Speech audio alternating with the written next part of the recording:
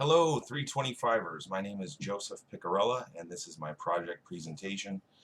In it, I'm going to go over my sources and the content of each of those sources. I'm going to talk about my argument for my paper, and then I'm going to talk about what I think the legacy of immigration in the United States is. So we'll jump right in.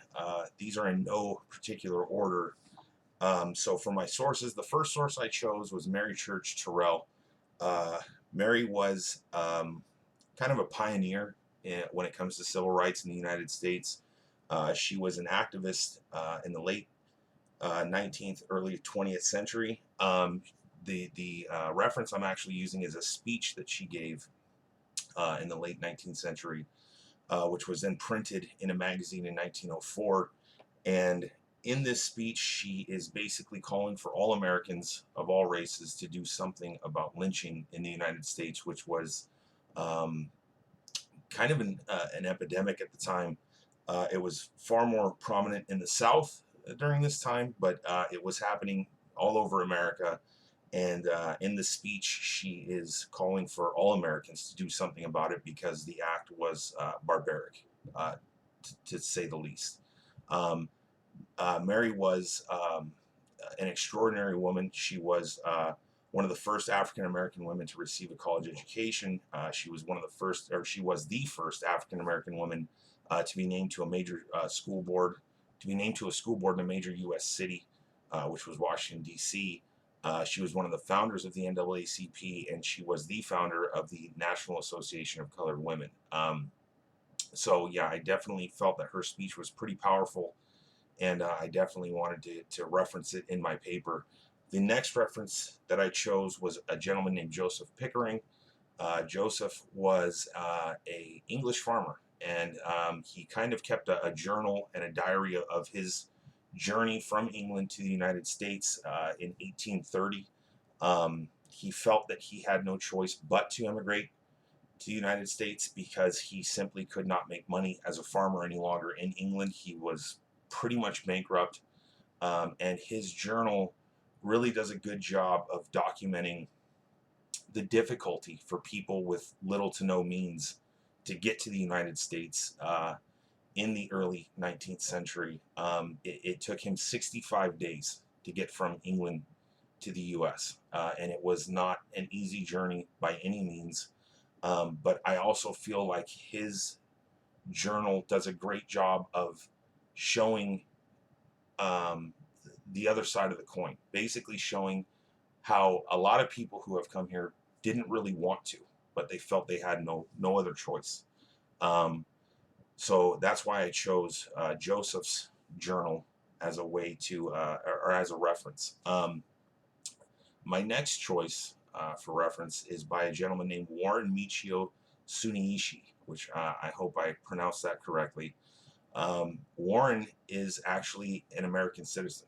He was born in the U.S. And when he was a young man, that was also when he was a young man and attending college, pursuing his degree. That was also right around the time that Japan bombed Pearl Harbor, and so Warren and his family, like all Japanese in the U.S. at that time, were put into internment camps.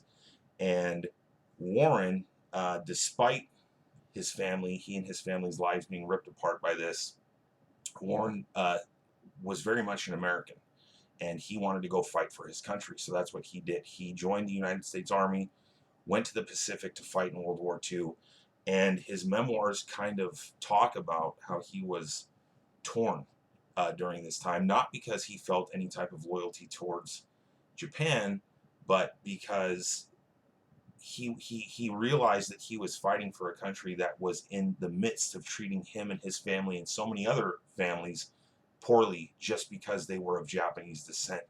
And I found his memoirs to be pretty powerful, and so I definitely wanted to use them as a reference. And then finally, my final reference is from a girl named Jessica Hernandez. Jessica is an immigrant in modern times. This is the piece that I'm going to be referencing from her is from the Huffington Post from 2013. At that time, Jessica was a high school senior.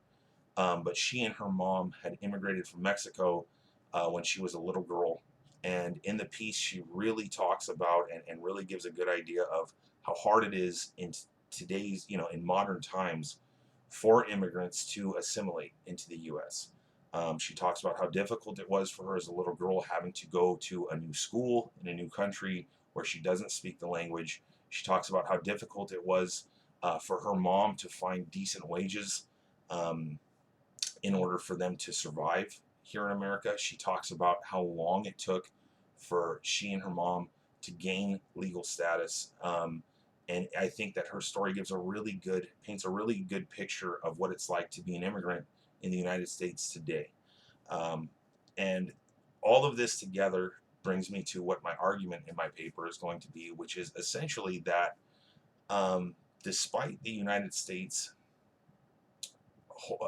painting itself as this bastion of freedom and liberty that accepts people from all around the world, the reality is far different. And in reality, uh, most immigrants either don't want to be here or aren't welcomed here or a combination of the two. Um, I think that we as Americans have been fed this idea that everybody would come to America if they could, and that America will accept anybody, and that we accept them all with open arms. In reality, most people don't want to leave their home. Most people would love to stay where they're from, and most of the people who come here because they feel they have no other choice. And for a lot of those immigrants, when they do get here, they're far from welcomed. They're marginalized. Oftentimes, they are offered some of the hardest jobs for the lowest pay. Um, and then you have people, we have presidential candidates right now who are flat out saying they don't want them here at all. They want them out. I mean, so it's what America paints itself as in terms of immigrants versus what it actually is are two very different things. And that's what my argument's going to be. And at the same time, that's also what I think, unfortunately, the legacy of immigration in the U.S. is. I think that the legacy is that we really have not accepted immigrants by and large into this country, and that we don't accept you're tired, you're sick, you're poor, you're huddled masses. And in fact, most Americans have been very outspoken about the fact that they don't want people here that aren't from here, even though none of us are really from here when you really get down to it. Unless you're a Native American, we're all immigrants or the sons and daughters of immigrants. Um, but anyway, I hope that covers all the things I was supposed to cover in this, and I hope you enjoyed it. And thank you.